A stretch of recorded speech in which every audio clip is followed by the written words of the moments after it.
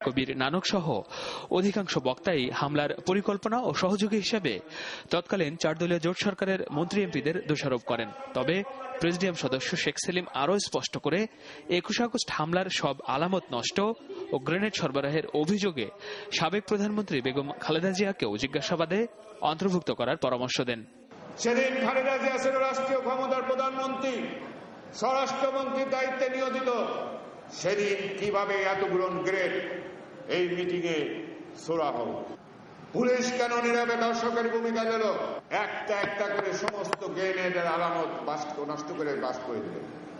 কেন বাস্ট করলেন? কেন তাদের চিকিৎসার জন্য ব্যবস্থা করে নাই?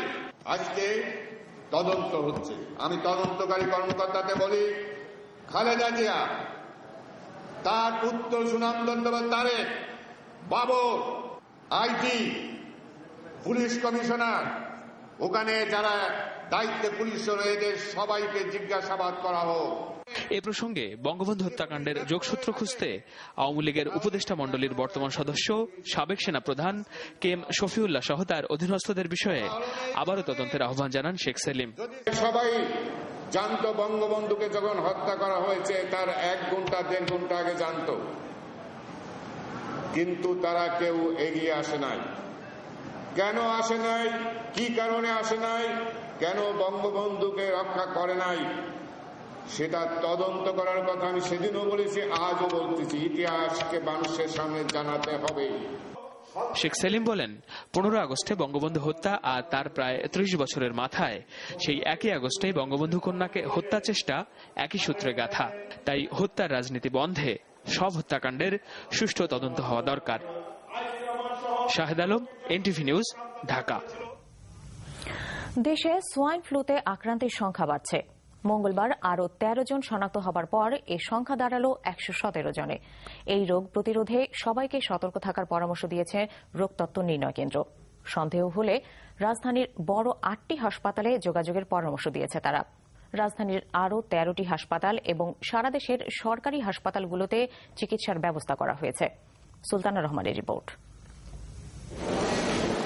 গত কয়েকদিনে হঠাৎ করেই বেড়ে গেছে সোয়াইন ফ্লু আক্রান্তের সংখ্যা। তবে আক্রান্ত হলে কি করতে হবে সে বিষয়ে সাধারণ মানুষের কাছে তথ্য আছে সামান্যই। তাই অনেকেই এ হাসপাতাল ও হাসপাতাল ঘুরে হাজির হচ্ছেন মহাখালীর রোগ নির্ণয় কেন্দ্রে। মঙ্গলবার দুপুর পর্যন্ত সেখানে 34 জন পরীক্ষা করতে যান। ওদের কাছে তো এই মেকানিজম নাই ডায়াবেটিস হসপিটালে। আমাকে পরামর্শ দিয়েছে এখানে আসার জন্য, যে আপনি ওইখানে যান, গেলে আপনি বুঝতে পারবেন যে কি হলো কি হলো না। আমার পেট ব্যথা, হাত ব্যথা, জ্বর একবার যায় একবার আসে। আর কিছু না। নাক দিয়ে পানি পড়ে, ঠান্ডা, সর্দি, কাশি। হয়তো বা নেগেটিভও আসতে পারে, বাট আমি টেস্ট করে আমি নিশ্চিন্ত হতে চাই যে সেরকম ভয়ের কিছু নাই। রাজধানীর ঢাকা মেডিকেল কলেজ হাসপাতাল, মিটফোর্ড, সরোয়ার্দী, বক্ষব্যাধি এবং সংক্রামক ব্যাধি হাসপাতালে সোয়াইন ফ্লু পরীক্ষা এবং চিকিৎসার ব্যবস্থা করা হয়েছে। সিটি কর্পোরেশনের 95টি পরিবার স্বাস্থ্য কেন্দ্রে চিকিৎসকদের বিশেষ প্রশিক্ষণ দেওয়া হয়েছে। সোয়াইন ফ্লু মোকাবেলায় আগামী 3 থেকে 6 মাসের জন্য প্রয়োজনীয় ওষুধ মজুদ আছে বলে জানান রোগতত্ত্ব নির্ণয় কেন্দ্রের পরিচালক ডক্টর মাহমুদুর রহমান।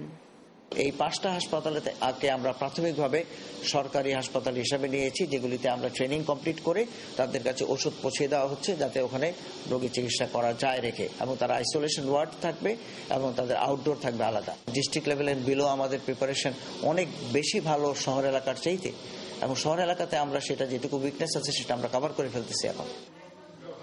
সাধারণ ফ্লু এবং সোয়াইন ফ্লুর মধ্যে মূল পার্থক্য হলো ঠান্ডা, সর্দি, কাশির সঙ্গে শ্বাসকষ্টের প্রবণতা। কারো ঠান্ডা, সর্দি, কাশির সঙ্গে শ্বাসকষ্ট দেখা দিলে তাকে হাসপাতালে যোগাযোগ করার পরামর্শ দেওয়া হয়েছে। সেই সঙ্গে যেখানে সেখানে থুথু, কফ না ফেলা, রুমাল ব্যবহার এবং মাস্ক ব্যবহারের পরামর্শ দিয়েছেন চিকিৎসকরা। সুলতানা রহমান, এনটিভি নিউজ, রোগতত্ত্ব নির্ণয় কেন্দ্র, ঢাকা। চাকরি নিয়ে বিদেশ যাবার খরচ কমিয়ে আনার উদ্যোগ নিয়েছে সরকার। এতে প্রতারণার ঘটনা কমবে বলে আশা তাদের। প্রবাসী কল্যাণ মন্ত্রী বলছেন, মধ্যপ্রাচ্যের দেশগুলোতে যেতে এখন মাথাপিছু খরচ পড়বে 40,000 টাকার মতো। তবে এই খরচ বাস্তবসম্মত নয় বলে মনে করে রিক্রুটিং এজেন্সি মালিকদের সংগঠন বায়রা। ফয়জুল্লাহ মাহমুদের রিপোর্ট। কম খরচে বিদেশ যেতে অবৈধভাবে সমুদ্রপথে পাড়ি জমিয়েছিল এসব মানুষ, কিন্তু ধরা পড়ায় শেষ পর্যন্ত অমানসিক কষ্ট সয়ে দেশে ফিরতে হয়েছে। গচ্ছা গেছে হাজার হাজার টাকা। শ্রমিক হিসেবে বৈধ পথে বিদেশ যাওয়ার ফি ৮৪,০০০ টাকা, কিন্তু বাস্তবে নেওয়া হয় ৫-৬ লাখ টাকা পর্যন্ত। এই বিপুল খরচকে প্রতারণার কারণ চিহ্নিত করে তা ৪০,০০০-এ নামিয়ে আনার কথা জানালেন প্রবাসী কল্যাণ মন্ত্রী। এর অভিবাসনের মেন কস্টই হচ্ছে যাতায়াত ভাড়াটা।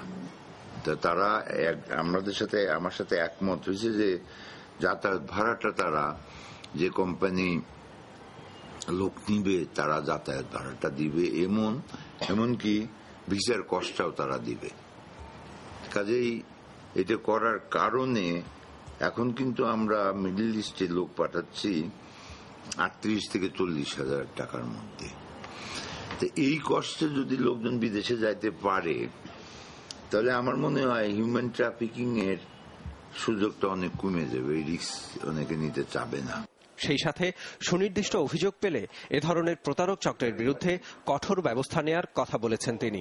বিদেশ যাবার খরচ কমিয়ে আনতে চায় বায়রা, তবে তা হতে হবে বাস্তবসম্মত। সব এমপ্লয়ার টিকিট দিবে, সব এমপ্লয়ার আমাদেরকে বিনা পয়সায় বা একদম ১ টাকা খরচ ছাড়াই ভিসা দেবে, এটা আমি সব ক্ষেত্রে প্রত্যাশা করি না। আমাদেরকে একটু বাস্তববাদী হতে হবে। আমাদেরও প্রত্যাশা থাকবে পরীক্ষা নিরীক্ষা করে বায়রা এবং সরকার মিলেই এই ব্যয়টা নির্ধারণ করবে। সেটা ৩৮,০০০ হতে পারে, কম বেশ হতে পারে, তবে ৩৮,০০০ টাকা অনেক কম বলেই আমার ধারণা। এটা অনেক উচ্চাকাঙ্ক্ষা। তিনি জানান, রোজার পর সবার সাথে আলোচনা করে যৌক্তিক ফি নির্ধারণ করা হবে, আর তা বাস্তবায়নে সরকারের সহযোগিতার আশ্বাসও পাওয়া গেছে। Faizullah Mahmud, NTV news, Dhaka. Mobile ফোনে এসএমএস এর মাধ্যমে হত্যার হুমকি দেওয়া হয়েছে বেসামরিক বিমান পরিবহন ও পর্যটন মন্ত্রী জিএম কাদেরকে। মঙ্গলবার দুপুরে সচিবালয়ে অফিস কাজ করার সময় তার মোবাইলে এই হুমকি আসে, একথা স্বীকার করেছেন মন্ত্রী নিজেও।